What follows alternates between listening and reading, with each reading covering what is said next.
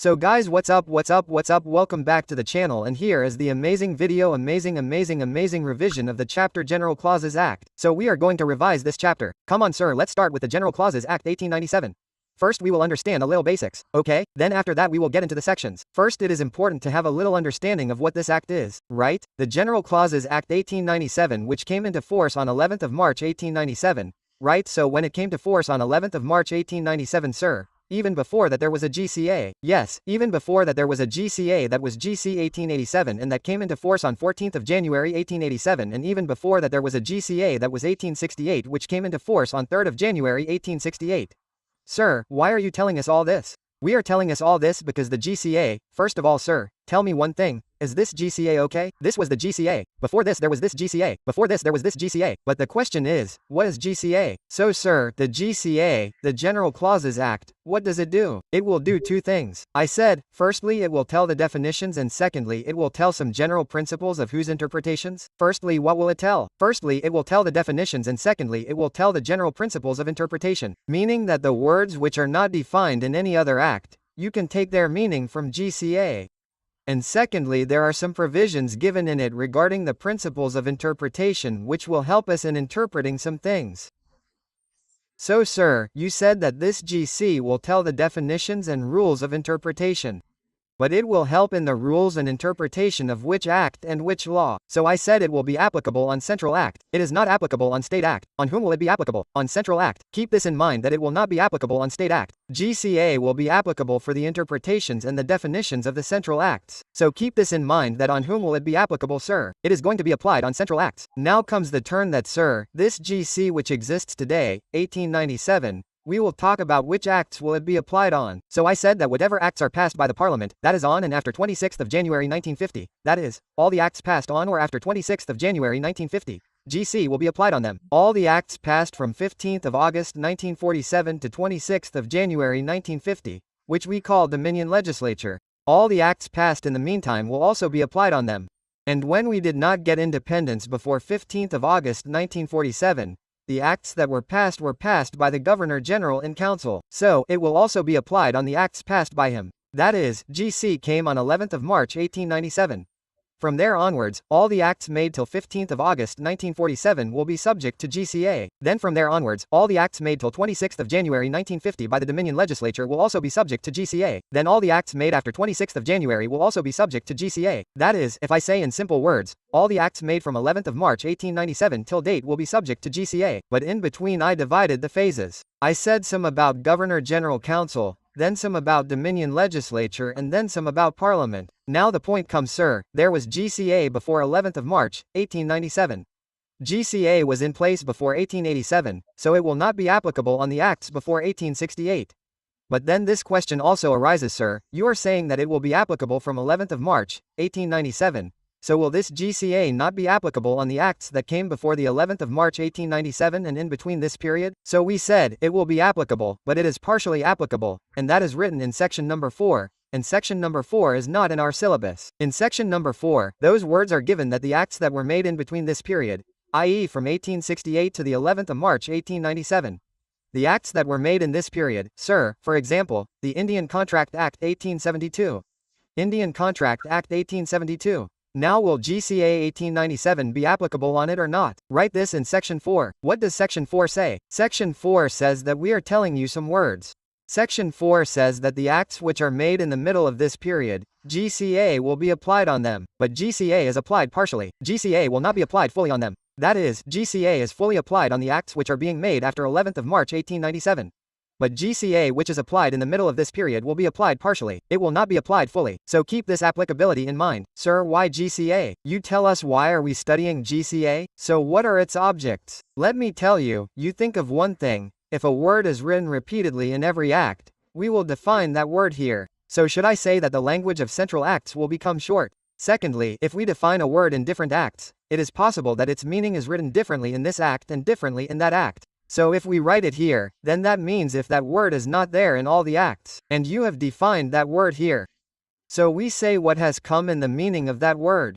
Uniformity has come. That means now in all the laws in which that word is being used, suppose it is not written in them and they are picking the meaning from here, so they will take the uniform meaning for all those laws.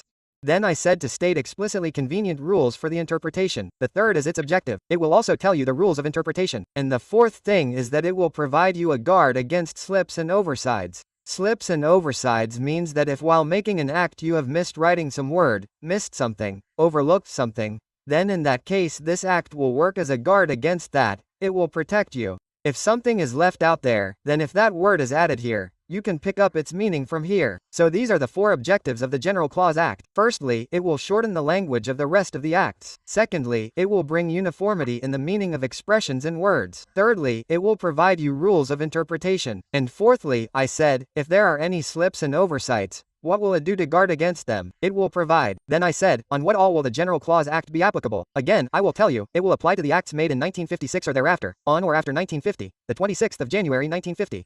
It will apply to those acts which were made before that and after independence, that is, in the Dominion period. It will also apply to those acts which were made in that Dominion legislature. And if I say that it will also be applicable on the laws made before 15th of August 1947 by the Governor-General and Council, and Article 367 of the Constitution authorizes the use of General Laws Act for the interpretation of the Constitution, you can also use it for the interpretation of the Constitution.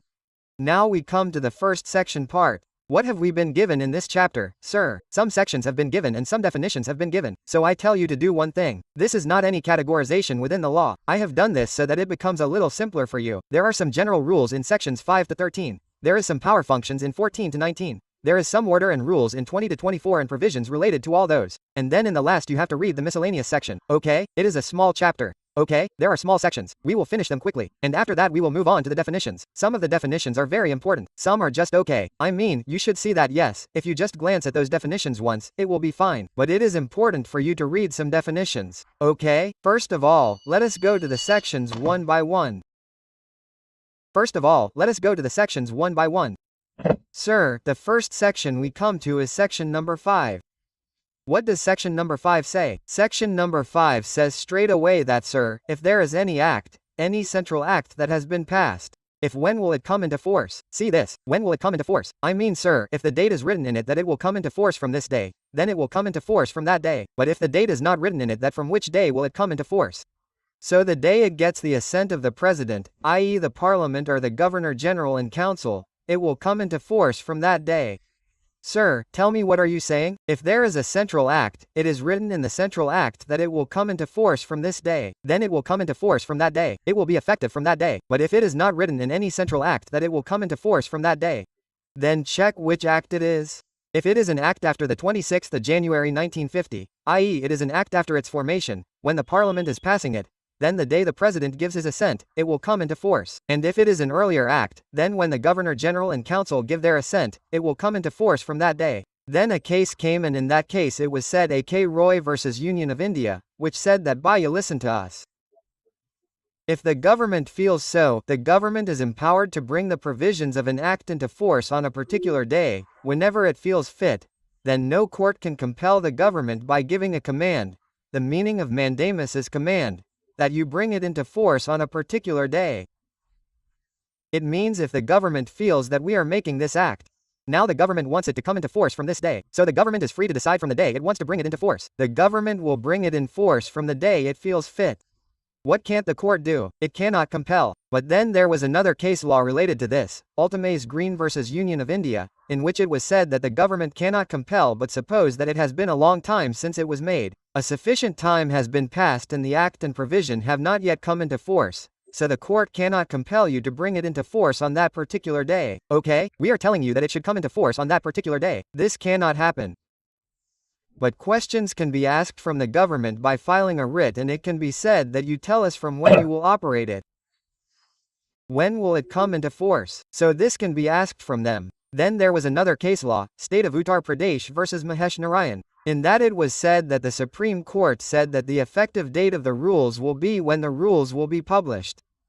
And then keep in mind that the law does not consider fraction of days. Sir, what is fraction of day? It says, like suppose it is written in any law, like suppose if there is GST, then GST will be applicable from the 1st of July 2017. The government had said that GST will be applicable from the 1st of July 2017, right? So son, as soon as it's 12 o'clock midnight on the 30th of June, what will happen to you as soon as it's 12 o'clock? That applicability will come. We will not count the fraction of the day that it will start from 10 a.m. on the 1st. It is not like that from 12 o'clock. As soon as it's 12 o'clock on any particular date, 11:59:59 11:59:59 seconds 59 seconds, as soon as it's 12 o'clock, that day will change and that day will come. Then the applicability will come. The law does not consider it as a fraction of a day. Always keep in mind that as soon as it's 12 o'clock in your clock, say the 31st of December 12 o'clock, we will consider it to be the 1st of January and it became the 1st of January. And if any law was to come into force on the 1st of January, it would come into force from 12 o'clock midnight. And always remember that all these laws will have a prospective effect. There will be no retrospective effect. Unless nothing is said, if it is said that retrospective effect will be given, then it is a different matter. Otherwise, only prospective will be followed.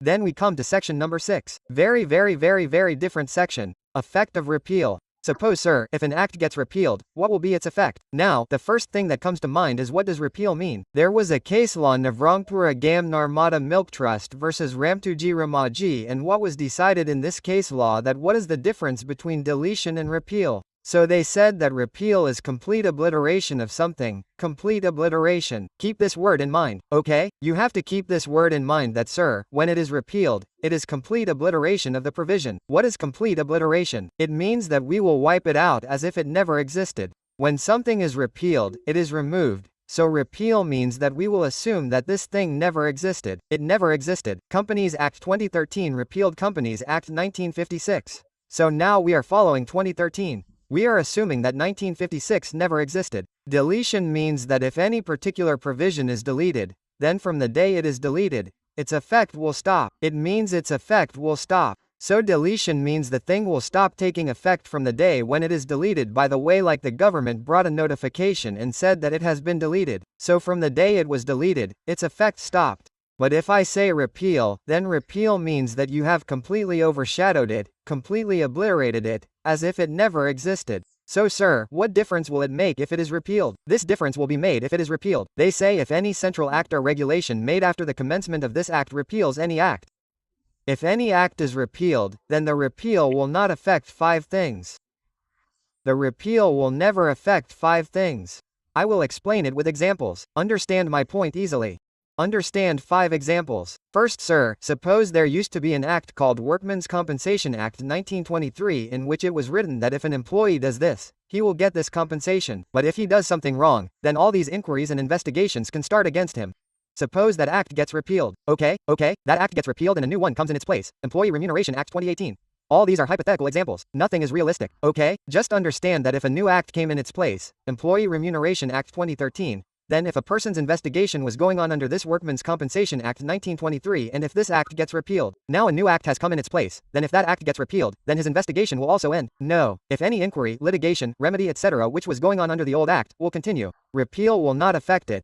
Secondly, suppose there was an old act called Trade Union Act, in which a person was penalized. Now that act has been abolished. In its place a new act has come, Trade Association Act. So, has the penalty of the person also ended? No. Any penalty, forfeiture, punishment which you had got under the old repealed act will continue. The third thing I said is that suppose any right, any privilege, any obligation, any liability which you had acquired under the old act. Suppose if a new act comes, then the old act gets repealed. So, will your rights and liabilities also end with that repeal? No. Sir, for example, suppose you had a right under Section 125 of the Companies Act that those shares were transferred to your IPF. But even after going to IPF, we have the right. What can we do by applying to the authority? We can withdraw those shares.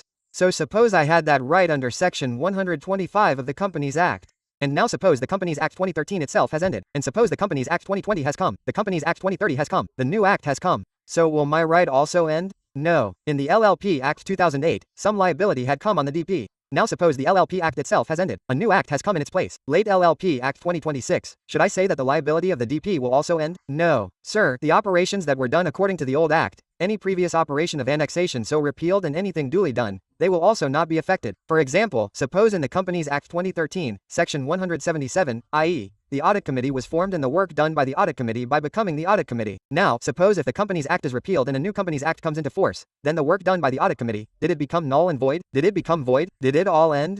No. And what does it say last? What does this point say? Understand this carefully. I am saying, suppose, for example, there used to be the Companies Act 1956. Randomly assume, hypothetically assume that it had 700 sections. But assume that sections 1001 to 140, i.e., these 40 sections, never came into force, meaning they never became effective. So, now assume that the Companies Act 1956 has been removed and the Companies Act 2013 has come into force. So if the Companies Act 2013 came into force, it repealed it. It means it killed it. So if it killed it, it means it has come alive.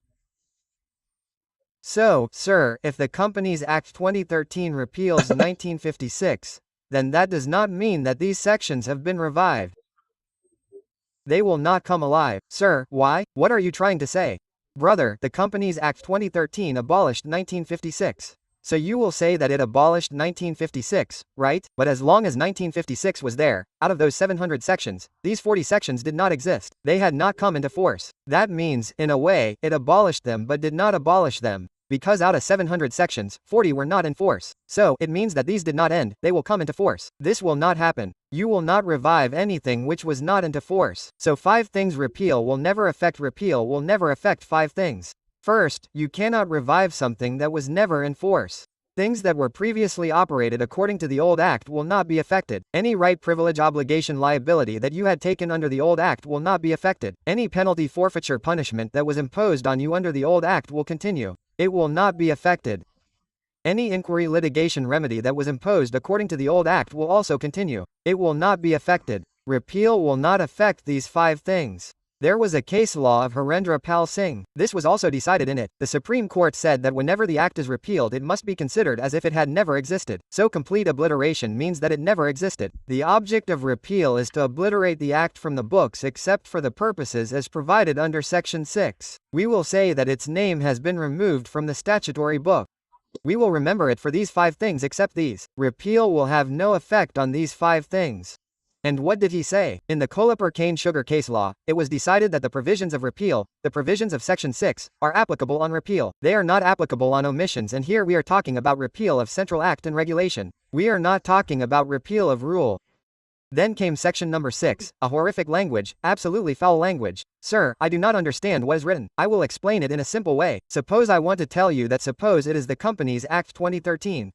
I will explain it in a very simple way. It is the Companies Act 2013. To make amendments in this, an act was brought, the Companies Amendment Act 2020. Then after this another new amendment act came, Companies Amendment Act 2025. Now suppose the Companies Amendment Act 2020 made some amendments in the Companies Act 2013.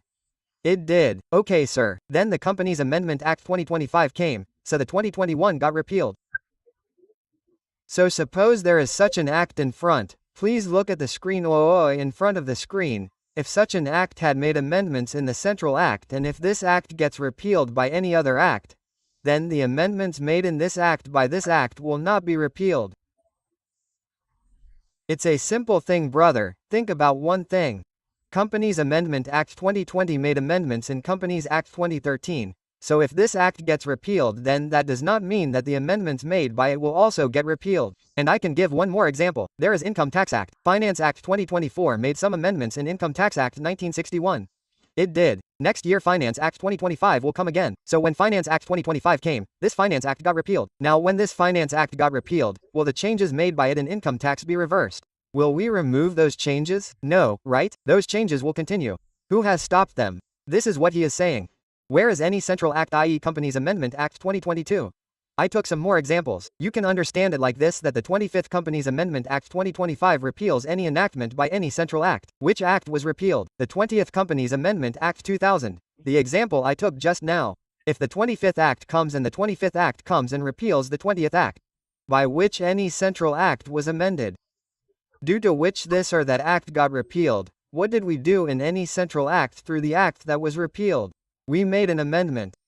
And what will that amendment remain? It will also continue. We will not say that what is that amendment? It is over. Do you understand? If there is an act, this act made an amendment in that act.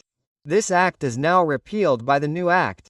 So if a new act comes and repeals it, then the amendments made by it will continue in this act. They will not end. Did you understand? Yes sir, I understood. The section says that if you want to revive that refiled act, you can revive it publicly and partially if the intention to do so is to be stated. If that is the case, then what can you do about it? You can revive it.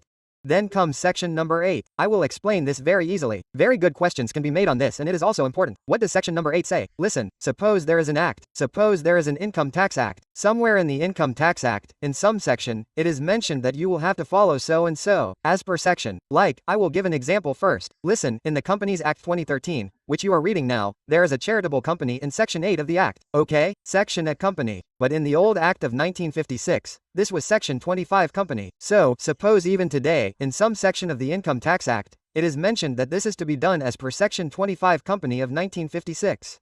But today that act does not exist. The act which has been mentioned in any act does not exist today. So what will you do? You take its corresponding section which exists today. Sir, for example, company is giving that reference of Companies Act 1956 in any act of income tax, any section, meaning they are referring section A section 25 of Companies Act 1956. So, while reading that section of income tax, when I come across that line, okay, then I will write, okay, as per section 25 of Companies Act, 1956, how will I read it that it is okay? It may be saying that section 8 of the Companies Act, 2013 says that section number 8 of GCA says that if there is a reference to another act in any act and that other act has been repealed, then taking its corresponding act is the end of the matter. Where this act and central act and regulation made after the commencement of this act repeals and reinstates any provision of the former enactment, any provision of the old act, then references in another enactment. That provision has a reference in some other act. Unless a different intention appears, that reference shall be construed as reference to the provision so reinstated. So we will refer to the provision which has been reinstated in a way in its place. Unless a different intention appears if some other intention has been told clearly that do not refer. So one thing is different, otherwise you will refer. So I have given you a couple of examples myself. He has also given an example that you can read. Commencement of time is a completely stupid section. Okay? What does it say that what should be done with the from date? Exclude it. What should be done with the to date? Include it. I mean, suppose if an AGM is held on the 30th of September 2022 and it is said that you have to declare dividend within 30 days, i.e. you have to pay it within 30 days from the declaration. You already know this, sir. It is written in the Companies Act. So if you have to pay within 30 days, then where will the 30 days count from? So from 30 days is starting from here. So the day the AGM was held, we exclude that date. The from date will be excluded to 30 days. That is, this time period will start from the 1st of October and will continue till the 30th of October. You will have to pay it till then. Then comes the computation of time. Computation of time section 10 is a completely local section. What does it say? Suppose that at any place by any legislation, regulation or act or proceeding you were directed that you have to do some work and it is allowed to be done and taken in court or office. Suppose you had to submit some document in the office or some proceeding was to be held in the court, whatever it was. If you had to do something like this, then the day on which it was to be done, either that certain day was told to you that suppose you come on 16th of September, that work will be done on that day. Okay? Or you were given a series of days, meaning you have to do this within 30 days. So the 30th day is coming, the last day is coming, or that day is a holiday. Suppose that only one day was told and the holiday fell on that day, or you were told about a time period and the last day of that time period fell on that day. If this happens, then there is no need to take tension. You follow the next day. You follow that. Then comes the 11th. The 11th section says that, sir, suppose these are two particular points. If I go from here to here, then it will take me 20 kms directly. And if I am going like this, then it will take 30 kms. So how much will it take? 30 or 20? We say that distance will always be counted on a straight line on a horizontal plane. According to that, what distance do you have to count? You have to count. Duty is to be taken on the prorata basis. It has a very simple meaning. If suppose there was an excise act in an act and what was written in the excise act, tax will be levied on manufacturing. And if it is written in it that the duty on making one article is 10 rupees, then how much will be levied on 10 articles? 100 rupees. If there is 10 rupees on one article, then how much will be levied on 10 articles? 100 rupees. That is, you will increase or decrease it proportionately as per the higher and lesser quantity. Then section number 13 says. Section number 13 says that, sir, wherever you write masculine gender in the law, feminine gender will already be included there. That is, it always includes she. But keep this in mind that if there is any such law specifically, any such section where we have seen a clear indication that only male persons are being included there, then female person will not be included there. Like in Bulex, cause will never be included in Bulex. And keep in mind another thing. This section also tells you that, sir, wherever singular is included, plural will also be included there, and wherever plural is there, singular will also be included. Then section number 14 says that if any central act or regulation gives you power, that you can use that power. So it is not necessary that you have to use that power only when that act is passed, as and when OK is required. Whenever it is needed occasionally, you will be able to use that power. Like for example, section number 469 of Companies Act 2013 gives power to CG that you can make rules. So when the Companies Act is made, do we have to make rules only then? If today, suppose at the present time, the government feels that it has to make a rule, then when it requires the OK, the government can make the rule by exercising that power. Section number 15 says that under power to appoint, what will be the power to appoint ex officio? It will be included. What is ex officio? Ex officio means by the virtue of one position or by the virtue of one's office. Suppose you are in that office, then that is why you can be appointed here. For example, you can take the example of NFRA. In the body that is formed in NFRA, you must have seen that many members are ex officio. Ex officio means the Assisi president is an ex officio. The chairperson of the Accounting Standard Board is an ex officio. One person will come from NCA. One person will come from RBI. One person will represent SEBI. All these people are ex officio, meaning we are not appointing that person. We don't want that person. We don't want that person. That bring this person. We are not telling you the name. We are saying that whoever is on that chair will come here. So if someone is a president of ICI, that person will be appointed here. Now it doesn't matter who that person is. We don't want to talk about who he is. Okay? We are talking that Baya, this person will become the chairman of this body. The one who is the chair of ICI, the president of ICI will become the chairman of this body. Now so whoever will be the president of ICI, he will be chairing this body. What will that person do? That person will become the chairperson of this body here. So this is called ex officio. What can you do ex officio? You can appoint. That means at this place you can be appointed because of that you are holding that position.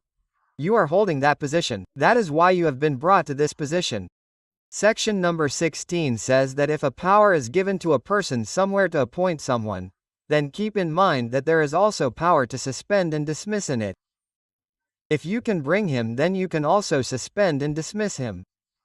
Section number 17 says substitution of functionaries. Understand it easily. For example, suppose it is written in a law that so and so work has to be done by the chairperson of SEBI. But many times it happens that the chairperson of SEBI is not there. He is not available at all. He is not doing that work. So some other officer is working in his place. That means there is some other substitute for him. There is some other functionary who is doing his work for the time being by substituting someone else.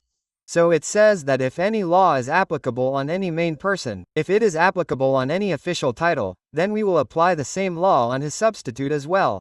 If it is written in the law that, write a language like that. This power is exercised by the chairperson of SEBI and any other officer for the time being in force who will perform his function. If this line is written, then this becomes the official title that tell me the main guy who will be charged first. That is the chairperson of SEBI. SEBI chairman will get caught if this happens. Then you have written further in the same section and any other officer being charged for the time being in force. That means even if the chairman of SEBI is not doing this work, the person who is doing it in his place at that time, whatever will be the substitute, we will catch him. This is the interpretation of section number 17 of GCA. I will tell you again, listen. Section 17 says that it shall be sufficient for the purpose of indicating the application of the law. If you want to apply any law on someone, then how are you applying it? For the time being executing the function of an office. You are trying to apply it on a person who for the time being is performing the functions of an office. That is, he is performing the functions of an authority. Like I am not the chairperson of SEBI. The chairperson of SEBI is someone else. But for the time being I am executing the functions of a chairman of SEBI. So the law which is applicable on my SEBI chairman, the same law will apply on me as well. If it is written in that law that so and so is applicable to SEBI chairman and the function performed by any other and the person who is performing that function for the time being in force. If it is written like this in the law, then that law is already applicable on SEBI chairman, it will apply on me as well. So if you want to apply this law on a person who is for the time being executing the functions of an office, to mention the official title of the officer. You mention the official title that SEBI chairman and the officer at present executing the functions and that the function is generally executed by him. Okay? Okay, sir. So section 17 simply says that if you want to bring the substitute in the loop, then what will you have to do to bring him in the loop? You have to mention the title of that main person in a law, who is he? And further write that for the time being in force, it will be imposed on him also so that the substitute who will perform the functions will also be trapped. Section 18 simply says that whatever law is being applied on an authority at present, on some functions, it will also be applied on their successor. Like suppose a law is applied on the president today. Today the president is Draupadi Murmu ji. If today the president is Draupadi Murmu ji and that law is being applied on her, suppose tomorrow that she will step down from the post of president, or a new president will come, then that doesn't mean that we will write his name there. Brother, the president on whom that law was applicable has gone. Now the new president has come. So whatever successor comes, it will be applied on him by default. Okay? Section 19 says that whatever laws are there, they will be applied on the superior. They will also be applied on their subordinates. Section number 20 says that if any act, any law, gives you the power to make a rule, to bring an order, to bring a circular, to bring a notification, to bring a scheme, then in that circular, that notification, that order, that rule, any word is used, then that word should have the same meaning which is written in that act, the act from which you got the power to bring that rule, etc. Sir, for example, suppose the Income Tax Act is giving you the power that CBDT can issue a circular, an order. If CBDT issues an order under income tax, then if there is a word written in the order, I will not go to the Companies Act to find its meaning. I will find its meaning in the Income Tax Act itself. Section number 21 says that if the power to make rules for something has been given, if the power to issue is given, then the power to add, amend, vary, resign is also included in it.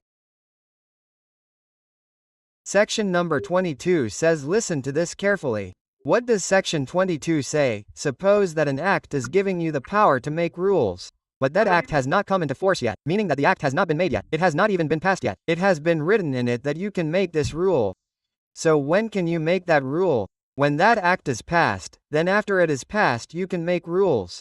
But until the act does not come into force, the rules cannot come into force. Sir, for example, suppose the Companies Act 2013 gave you the power to make rules. Okay? So, you can make the rules as soon as the act is passed. You can make the rules, but the rules will not come into effect until the act comes into effect. Unless the act comes into effect, the rules will not come into effect. So, there is any central government regulation which will not come into force immediately. Right now, that is not coming into force. Like the Companies Act, there are many sections of the Companies Act. You don't know that it did not come into force in a single day. The Companies Act came into force in stages. Today, this section is being brought into force. Tomorrow, these sections are being brought into force. The entire Companies Act did not come into effect at one go. So, suppose he is saying that the section numbers of the Companies Act are random. I am assuming it to be hypothetical. Suppose the sections from 100 to 150. These 50 sections from 101 to 150 are not coming into force right now, but the power to make rules has been given by them, meaning they have the power to make rules within these sections as well. So it is saying that these 50 sections are not coming into force right now. No problem. As soon as these are passed, you can make rules. But until these 50 sections do not come in F, their rule cannot come in F, and this has happened too. You can take the real example of NCLT, that NCLT was formed much later. It came into force later. So that can be taken as an example. Then comes section number 23, publication for public comment. Then comes section number 23, publication for the public comment.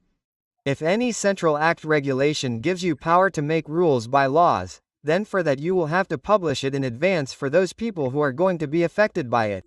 Like I said, when ICA brings a new syllabus, what do? They first publish the draft. That what will the students, teachers, members, fellow members do? They will give their opinions on it, that what other changes can be better in it or what they are bringing is right or not. So, similarly, when you make any rules by laws etc., you will have to publish it in advance so that other people can give their objections on it.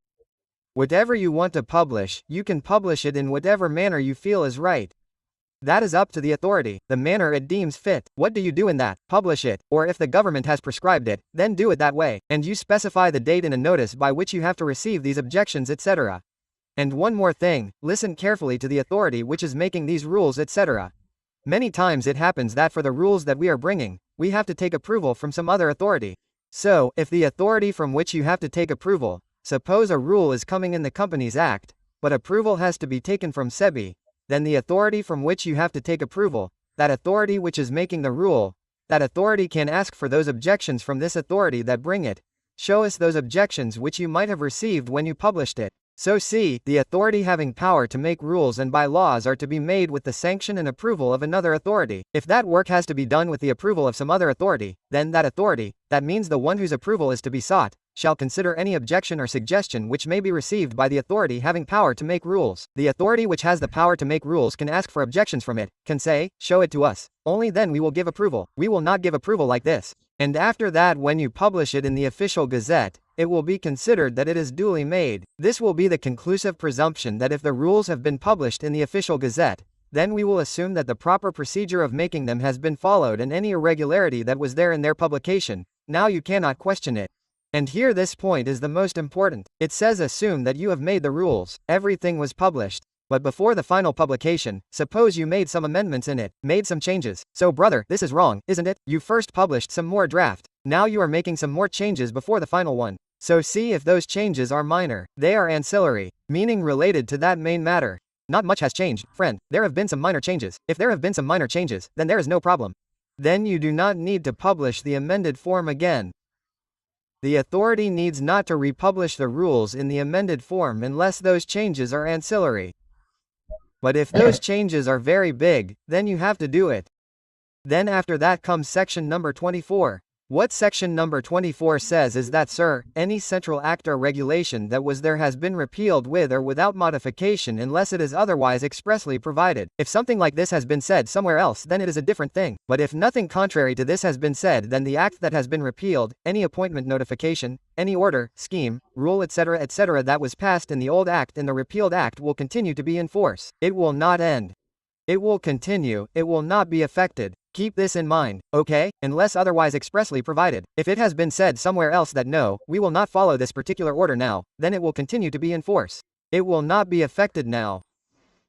Okay, sir. Then we come to section number 25, which talks about recovery of fine. Recovery of fine means that whenever any fine will be recovered under any act. So I said that whatever fine is recovered, that fine will be recovered from you. But the provision of IPC, that is Indian Penal Code section 63 to 70, and CRPC. CRPC means Criminal Procedure Court. That is, if there are some other provisions given in it, then it is a different thing. If that law has some expressly given some contrary provisions, some different provisions, its opposite provisions, some opposite provisions, then collect accordingly. If no contrary provisions are given, then baya, assume that it will always be followed. Section 63 to 70 of the Indian Penal Code. Then section number 26 says, wow, this one paragraph of it must be memorized. Did you understand? Yes, sir. Listen, what does it say? It says that, brother, if you have committed a crime and that crime is creating an offense for you under 2 or more acts, that act and omission will constitute an offense under 2 or more enactments. That offense is being constituted under 2 or more enactments. So the offender cannot be liable twice for the same offense. Article 20 also says the same thing, that no person will be prosecuted or punished for the same offense more than once. You cannot punish him more than once. If I read section 26 and article 20 together, I am saying that this will be applicable only when the ingredients of the offenses committed in both the acts, that is, the subject matter is the same. If it is different, then this will not apply. If you have committed some other offense in this act, then will this section be applicable? This section is applicable only when the offense is the same. That is, the main matter of the offense is the same. Broadly speaking, the offense is the same. So you will not get double punishment. So according to the Supreme Court, if we do everything and sum it up, then the bottom line is that there is no such restriction. There is no such thing that your trial or conviction is a trial. Your proceedings cannot be conducted under 2 enactments. If there are 2 enactments, your proceedings can be conducted under them. You can be punished either under one act or under both the enactments. The punishment that you will be given will be either under one of the acts or you will be declared guilty under both. But the punishment will not be given twice. It means that you will not be punished twice for the same offense. That will not happen, okay? And a case law decided that if suppose there are alternative charges against you in the same trial, suppose there are 1 or 2 or 3 charges, if you are acquitted from these, acquittal means honorable acquittal. That does not mean that you cannot get a conviction on the other charges as well. Conviction can be given on the other charges. Then after that comes section number 27 on service by post. What does it say? When will we accept that it has been served by post? If 3 things happen in it, keep in mind that they have made this question even in MCQs and have made it very important. What have they done? They have copied this section as it is and made a case scenario and have asked MCQs on it in a roundabout way. So they said, when will it be considered as served by post? I said if there is proper address, prepaid, posting by registered post. So if all these 3 things are completed together, we will say that it has been served by post.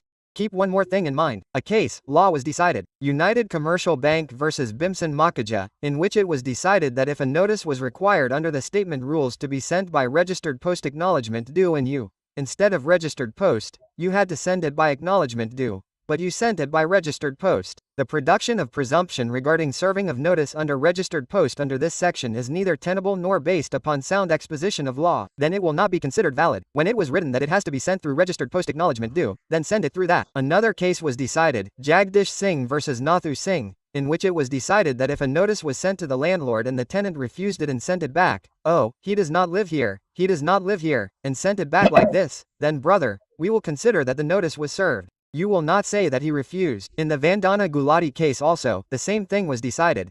If suppose a notice was sent through registered post, sent to the same person concerned, sent to the proper address, then we will consider that it is duly served in time. Okay? You are saying not claimed, not met. Get rid of all this. What should we say? If all these things have happened, then we will assume that what happened to you in that time, it has been served. Undoubtedly contrarian. If you are saying it is absolutely genuine that it has not been served, then you prove it. Otherwise we will assume it. It is served to you. What does section 28 say? This is a completely useless section of the last days. 28, 29, 30. What does 28 say, sir? 28 says that if in any central act and regulation, if in any central act, regulation, instrument, document, anywhere you want to give a reference to any act, then either write its full title, or write its short title, by which you can refer, and if you want to refer to any section etc. Then what do you say? Section or subsection number, refer. If you want to refer to the act, then either you can write its title or you can write its number and year.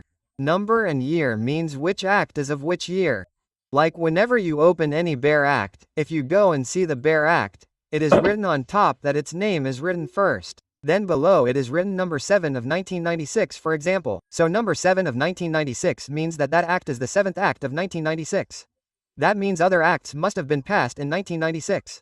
But that is the 7th act, so either you write it like this. Suppose you are putting a reference in any act, then you write like so and so as but number 18 of 1996. Even then the person will understand that it is trying to refer to the 18th act of 1996. What does section 29 say? Section 29 says that this entire act will be applicable to those laws which are after its coming. It will not create any problem with the ones which came before it. No one will tamper with the previous ones. And section 30 says that article 123 gives power to the president that what can you make? When the parliament is not in session, what can you make by passing an ordinance? You can make a law. So the law that he will make is called an ordinance. And that ordinance will also be included.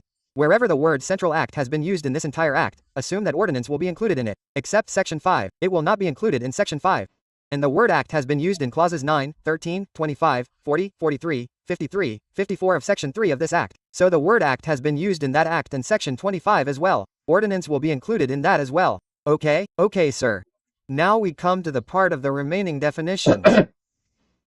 Sir, we have to make the definitions that we have to make. Very important. I will tell you. I will not leave you without it. Let us come first. What is the meaning of the word act? What is the meaning of act? If you do any civil wrong, if you do something, that is also called an act. Even not doing anything is also called an act. Keep this in mind. You will not say that I did not do this work, then that is also an act. Suppose you were going from somewhere and an ambulance was coming from behind. It is honking at you and you are not moving.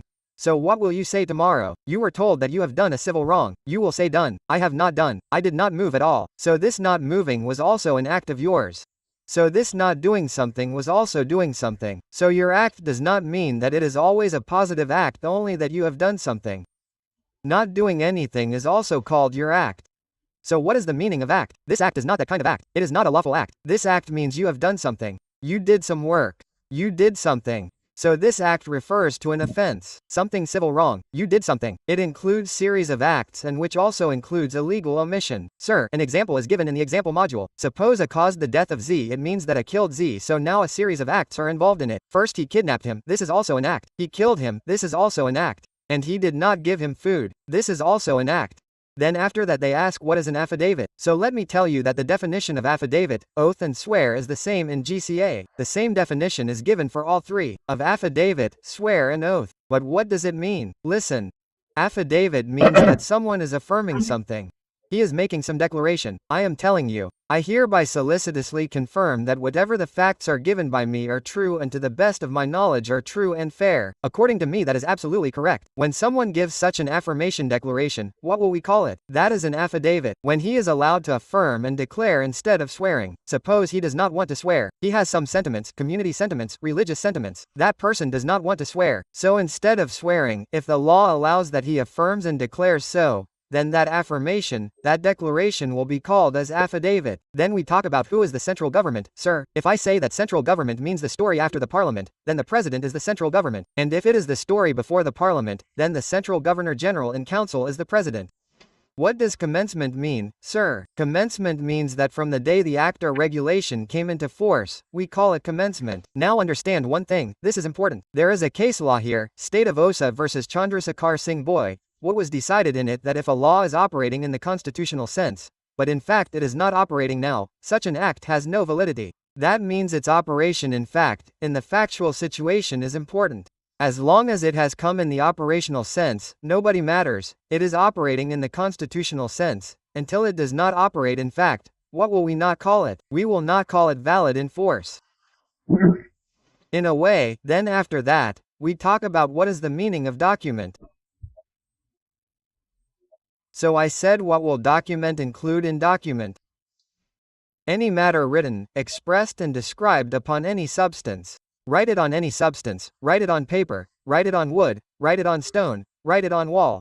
Any substance on which you are writing any matter by the way of letters, figures, marks, and by which you record that matter, then that will be called as a document. So the term document includes any substance upon which any matter is written and expressed by the means of letters and figures for the purpose of recording that matter. For example, book is also a document, file is also a document, painting is also a document. What are the inscriptions like lithography, caricatures? They are your documents. But remember that currency notes are not your documents. Then encashment is very simple. Just read what does encashment mean, sir. Regulations will also come under it. Act will come under it. Regulations will also come under it. And he is also saying that sometimes we say that encashment is defined to include any provision of act. The provisions of the act are also encashment. Then let's talk about what is financial year. Sir, financial year means the year which will start from the first day of April. And then sir, what does year mean? Year means the calendar year which you use according to the British calendar. So that is called year. So I will call the year that is British calendar, i.e. 1st January to 31 of December. And your financial year will be from the 1st of April to the 31st of March. Then sir, what is a person? Person means any company, any association, body of individuals whether incorporated or not. Okay, then after that, what is movable property? This is even easier. What is not immovable is movable property. But now we have to understand immovable because it is important. Two definitions are most important. One, which one is yours? One is your immovable property and one is which one is yours. One is your good faith. These two are very important. Then I will come back. Sir, what does government mean? So government means central government as well, state government as well. What does government securities mean? The securities of central government and state government. But in any act and regulation made before the commencement of the Constitution shall not include the securities of the government of any Part B state. Now what are these Part A, B, C, D and D states? Check them once in the module. What used to happen to some provinces earlier? Those provinces were divided. So, states were divided according to them. Those states are written inside it. Right, sir. What is imprisonment? Here you have to take the same meaning of imprisonment which is given in the Indian Penal Code. And in the Indian Penal Code, you are told two imprisonments. One is simple imprisonment, one is rigorous. Simple means you will be picked up and thrown straight into the dungeon. End of discussion. Rigorous means you will be picked up and thrown into the dungeon and then after that you will be made to break stones. That means you will be made to do hard labor. You will be made to work and you will be made to break stones. You will be made to grind flour. Okay? That is called rigorous imprisonment. At this point, this time in RTP, he has given a question in 25 which is related to impression. So, do look at it once that a person has committed some theft. I think his question is like this. He has committed some theft. Tell me which impression will be applied? As GCA. So you will say that as GCA means the impression given in IPC. There are two types of impression in IPC. Simple and rigorous. So he is saying tell me which impression should be applied to him. So, we have given our viewpoint there that if we feel that brother, this is theft, so it is a small offense, then the court might declare it as simple impression. It will not pronounce rigorous imprisonment. It will pronounce simple imprisonment, meaning there is a question on this. Please look at it in RTP. Okay? Now I come to the two most important definitions. First is your good faith and second is your immovable property. Understand my point easily. Let me first explain an example of good faith. Good faith is defined in GCA as well as in civil law. But what is the slight difference between the two, which is written in GCA? In GCA, good faith says that if you did any work honestly, even if it was done negligently, you showed negligence while doing it. But if you did it honestly, you did not have malicious intention, you had bona fide intention. If you did the work with good intention, then we will accept it, baya, that is good faith. We will accept that it is done in good faith. No matter how you did it. Even if you did it negligently, but if the intention was good, then we will accept that it is done in the good faith. Sir, can you give an example? I will give it now. Whereas the civil law had said that no, we will accept good faith only when the work is done honestly and there is no negligence in it. Now what is the drama here in GCA? Suppose for example I said that CPWD is the Central Public Works Department. Okay, our country has a CPWD department which looks after all these tender vendor works, and that is in Delhi. There is an office in Nirman Bhawan. Suppose there is a person and that person passes the tender. Now suppose what did that person do? That person passed the tender and he had many tenderers. What did he do? He passed one tender. He showed negligence. How did he show negligence that he hastily passed that tender? He passed that tender in a hurry. Why? So, because there were some other works also. He had other works and everything else. So what did he do? He got the tender reviewed and then what did he do with it? He passed it. What happened later? The tender was passed. The bridge was built and there was some problem with it and the material was used in a bad way. He did not even check whether there was something like that or not. And what happened? The bridge broke down. So will this person be held liable? By saying that you did not do the work in good faith, you did something wrong. No. We are saying that sir, whatever he did not do it with malicious intent. Did he knowingly give the tender to a wrong person by taking a bribe or doing something like that? Did he give the tender to someone in which he had some personal interest or did he get any money or something? Nothing like that happened. His intention was right? He just showed negligence, that is a different matter. So we will say that he did the work in good faith. This is what GCA says. So anything which is done negligently, even if, but if it is done in good faith, meaning done honestly, then it is good faith. The question of good faith under General Clause Act is one of the facts. Fact check it. Did the person actually show good faith or not? So anything done with due care and attention which is not malified is presumed to have been done in good faith. For example, an authority is not acting honestly. Anything which is done with due care and attention which is not malified is presumed to have been done in good faith. So saying, an authority is not acting honestly where it had a suspicion that something there was wrong and did not make further enquiry. You had suspicion. That means you suspected, you had doubts, still you did not inquire, so your intention was bad. Then how can we call it good faith? Then what did he say next? It is defined differently in different laws. In the law in which the word good faith is defined, we will take the meaning of good faith in that law. But if it is not defined there, then we will take the GCA meaning. Then there was a case law Mao Wangpu versus Mao Zipawing, and this is Mao Si Mong in the case law. In this case law, it was decided that the word good faith is not defined in the Indian Contract Act. And GCA cannot be applied on the Indian Contract Act. Sir, why? Because in the beginning today itself in the lecture, it was told that GCA is applied on the Act after 1897. After 11th of March 1897. But before that, the Indian Contract Act came in 1872. So, GCA will not be applied in that period. So now in such a case, if we have to look for good faith, where will we look for it? Then we will look at civil law. And what does civil law say? You can never call good faith anything that is done without due care. That means your negligence will never call that thing good faith. Civil law says, brother, no, we cannot call good faith anything that you have done without due care and attention. Why are you doing things negligently? This is not good faith. So GCA says that it is okay whether there is negligence or not. But civil law says, brother, no, your carelessness will never create good faith. If a person made a purchase but did it carelessly, then that is not good faith. You should have made an inquiry. This will never be called good faith. That person will never get a good title.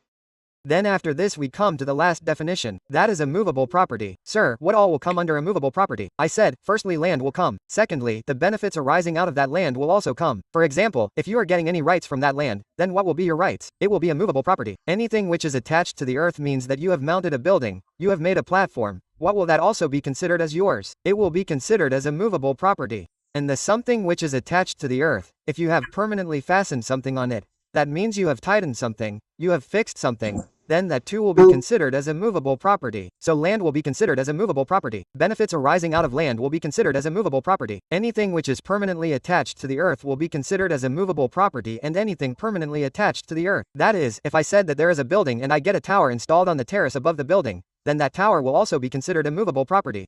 Now here you will have to remember some things that what to consider as a movable property and what not to. There was a case that is Anand Bara versus State of OSA. We will read this also in the end. First come here. First come here. In the case law of Shantabai versus State of Bombay, what did it say that what will we call the trees?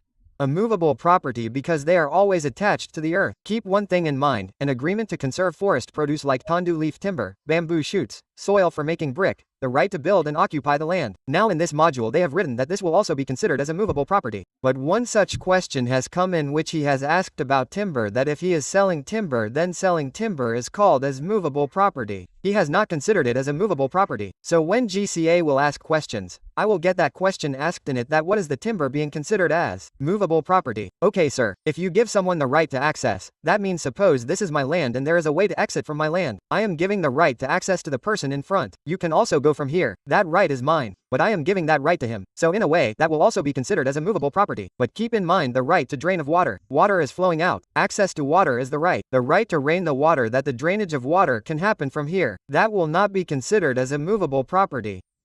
Any machinery which is fixed to the soil and standing crops can be held as a movable property according to the General Clause Act. Now one more thing was decided, in which case, in Anand Bara versus State of OSHA, who had said that GCA says that a movable property will include land, benefits, things attached to earth and permanent possession. These things will be included. But if I take up the Transfer of Property Act, it also mentions a movable property. But how is a movable property described in it that a movable property does not include it? It is said in it that this and that will not be included in a movable property. I asked what all will not be included. Standing timber will not be included. Growing crops will not be included. Grass will not be included. So the main fact here was that tell us whether the right to catch fish will be a movable property or not. So he said that the Transfer of Property Act does not define the term a movable property. It does not tell what a movable property is, but it tells what all will not come under a movable property. So he said that standing timber is not included, growing crops are not included, grass is not included. Now do you see fish in these three exclusions? No, I do not see fish in these three exclusions. It has excluded three things from a movable property: timber, grass and crops. Does fish come under these three? No. So because fish is not included in these, so it means fish is not excluded. It means fish will be considered included. So, on that he says that we will say, yes, right to catch and carry a fish is then a movable property, and also as a profit, appendre profit. Appendre means, it is a French word, like the right of taking. If you are having a right to share in the land, owned by the owner, there is another person, the owner of that land. What are you doing in that other person's land? You are taking some share in it, you are taking rights in it, then that is profit apprehension. Profit apprehension enables a person to take part of the soil and produce of the land that someone else owns. It belongs to someone else, but I am also getting some part, some share in it. That is called profit apprehension. So if someone is getting a right to catch the fish, that right is also called as a movable property. You will call it a movable property. You will not call it movable property. Did you understand? Yes sir. And by this beautifully, we have covered this chapter in just 1 hour. This entire chapter has been revised within 1 hour. And almost each and every section and every definition, I tried my best to make you understand by the way of examples. Okay? I have taken whatever examples I could. If there is anything else, you can ask me. Okay? I have told you all that I have your WhatsApp number. If you have any doubts, ask me. Okay? But if you find this video useful, you have to like the video, you have to comment on the video, you have to share this video with your friends. And share it with everyone so that any child who has a problem in GCA can get help in it.